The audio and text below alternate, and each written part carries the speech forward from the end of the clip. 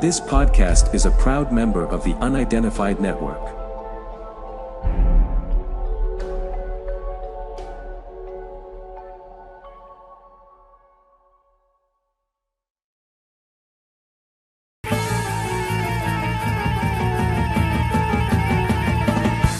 So now, ladies and gentlemen, live and in colour, it's Mr. Wayne Lovejuice.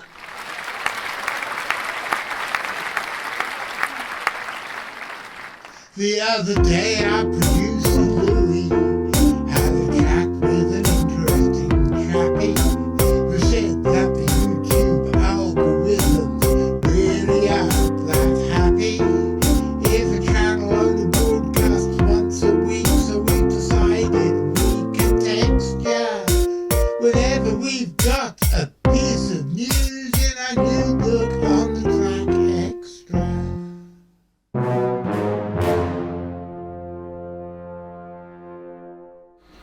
Good evening, ladies and gentlemen. My name's John Downs. I'm the director of the Centre for Fortune Zoology, and welcome to another episode of On the Track Extra. For those of you who don't know, and I really hope that lots of you don't know, because that means a whole bunch of you are newbies who will hopefully become involved in the show and the communities built up around it, and will soon become regulars and part of the CFZ On the Track family. So, for those of you who don't know, On the Track is a show which we put out every Saturday afternoon at 3 o'clock for about half an hour, and On the Track Extra is a show we put out every Wednesday evening at about 6:30 for about half that, although the times quite often are completely negotiable. Now, what's it all about? Well, it's about cryptozoology, and it's about allied disciplines, and it's about Forteana, and it's about animal welfare, and it's a mixture, a melange, a montage, all sorts of other things beginning with M. And as the lovely Miss Lauren isn't here this week to shout a thing beginning with M at me, I'm going to have to record a load of them when she comes back. I'm just going to leave it as things beginning with M of hard science, weird shit, and surreality. And if you don't know what surreality is, why not ask her? Well, man, if you know what I mean, man, surreality is just this thing that just happens, man. And, you know, if you're going to be like that, man, well, it's there, man. Such wise words from the Mona Lisa. Now, before we get on to what I find is very exciting news, whether or not you will find it or not depends on your viewpoint.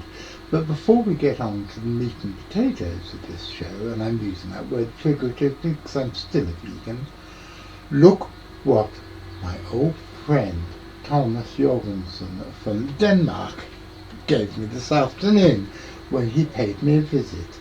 This is the latest addition to my collection of crypto and Fortean tat, which appears in the show.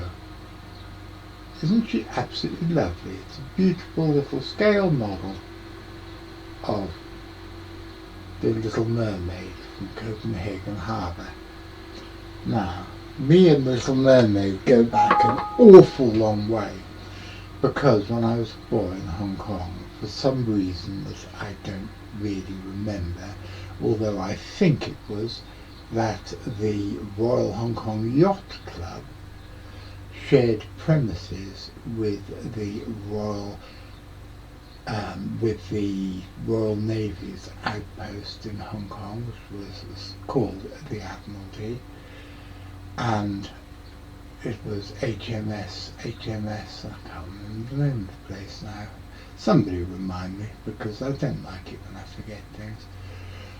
But HMS Tamar, that's it. We used to go to HMS Tamar for lunch sometimes, I think because my father was friends with some guy in the yacht club. and they had a scale model of a full-size model of the Little Mermaid outside, and I remember having some of my earliest erotic fantasies about it, because it was the first pair of tits of someone, except when I was very small, seeing my mother breastfeeding my little brother. It was the first pair of tits of anybody that I'd ever seen. And I remember one time I was sitting there gazing, adoringly at the statue of the Little Mermaid, and a slightly bigger boy coming up and telling me not to be dirty. And I didn't realise that it was so obvious what I was doing. And I said, no, I'm out looking at seagulls on the harbour, which is something, admittedly, that I always used to do. And he told me I was a liar because I was looking at Little Mermaid's knockers. And this is where Computer Boy is going to tell me that I'm not allowed to use the word knockers because it's demeaning to the female gender. Don't call me Computer Boy! Okay, can you pick her up, please, and put her over there?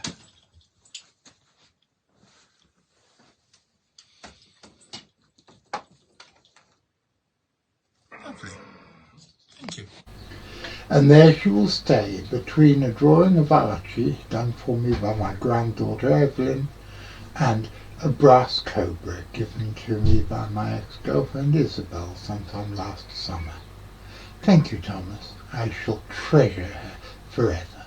Now, as I'm sure all regular viewers will know, I am and have always been fascinated by the subject of butterflies and moths. And it so happens that in the last few weeks a whole string of extremely rare and in one case record-breaking Lepidoptera have turned up on British shores, and I think that it's about time that we gave you a roundup of what has been happening. I was on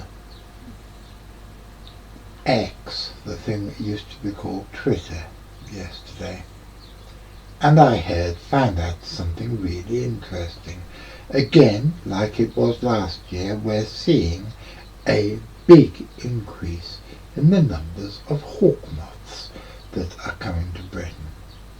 And just in the last week or so, we have had a load of interesting moths. So I'll just fill you in on this. First of all, there have been several reports of striped hawkmoths. Well, they seem to be coming more and more and more. From being something that was very rare in Britain, they're arriving really quite commonly now. And remember that these are only the ones that are coming to moth traps in people's gardens. There are probably dozens, if not hundreds more, that are coming and just not being recognised. But there's more. Now, as I'm sure all regular viewers will know, I am and have always been fascinated by the subject of butterflies and moths.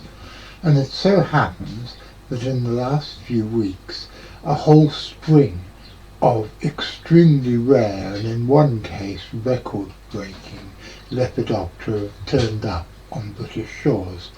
And I think that it's about time that we gave you a roundup of what has been happening. First of all, we have a Camberwell Beauty, which is an incredibly rare butterfly, and although it has a British name, it's actually a rare migrant from Finland and other parts of Scandinavia. Then here's another striped hawkmoth from a while ago. This came to light in Plymouth, South Devon on the 17th of May. Now, this is where it starts getting exciting. Here we have a convolvulus hawkmoth, which was found by day on a pavement in Hewtown, St Mary's, Isle of Scilly on the 20th of May.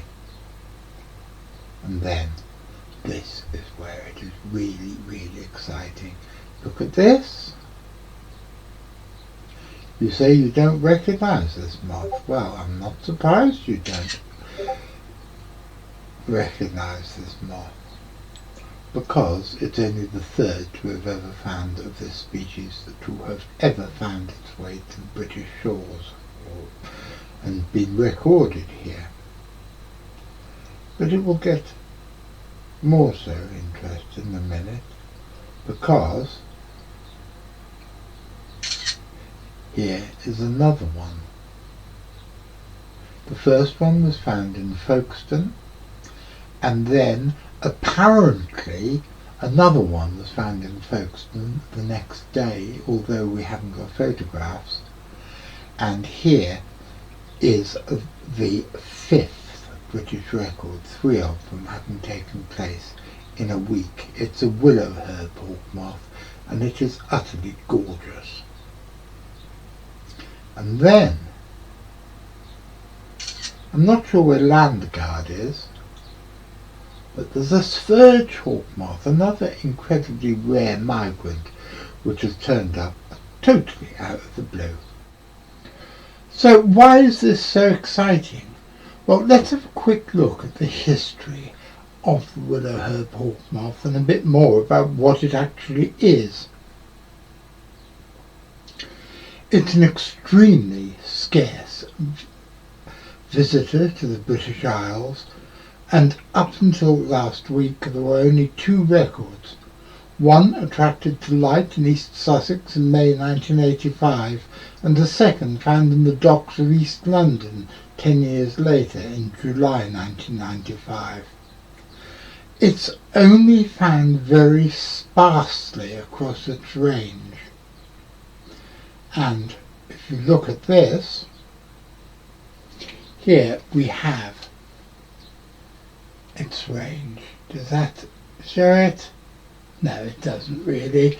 I will have to take out a picture so you can see it. As you can see, it's found over quite a large area. Something which is quite interesting is that the wingspan can be anything between 36 and 60 millimeters, which is highly variable in size, but the colour variation is minimal. However, it's only in set specimens that you can see that the hind wings are yellow, which is something I didn't know until I looked up and saw these pictures here. The habitat mainly consists of damp woodland clearings and the edges of woods, especially in valleys. It's also found on sandy waste ground in and around towns. In the Alps, it can be found up to a height of 1,500 meters, in Spain up to 2,000 meters, and in Afghanistan up to 1,900 meters. In Europe, there's only 1 generation a year, with adults on the wing in late May and early June. In the south of the range, it's found in mid-May, and at higher altitudes in the Pyrenees, it's on the wing in June and July. In North Africa, there are 2 generations a year, with adults on the wing in March and again from June to July. Now, it's non-migratory, and with the weather at the time these things were found in Britain being fairly calm, there's every reason why this creature should not be found in Britain, and no real reasons to explain why it was. But there is a reason for everything. So I think in the future we're going to have to take an even deeper dive into the biology of this beautiful little insect. That's it for this episode. I hope you enjoyed it. I want to say thank you to everybody who's involved, and in particular my producer Louis and V. McCrennan. And I'm going to be back on Saturday. What am I going to be talking about on Saturday? Well, we have the second part of my conversation with Bill Rigby. And we also have some other exciting things in the pipeline. So I hope that you'll all be there to watch it. Mr. McCrimmon. I hope you'll all be there to watch it, especially Mr. McCrimmon, because I'm usually here doing things, and I'll be doing the live chat, and I'll be doing the notifications and all the other stuff I do.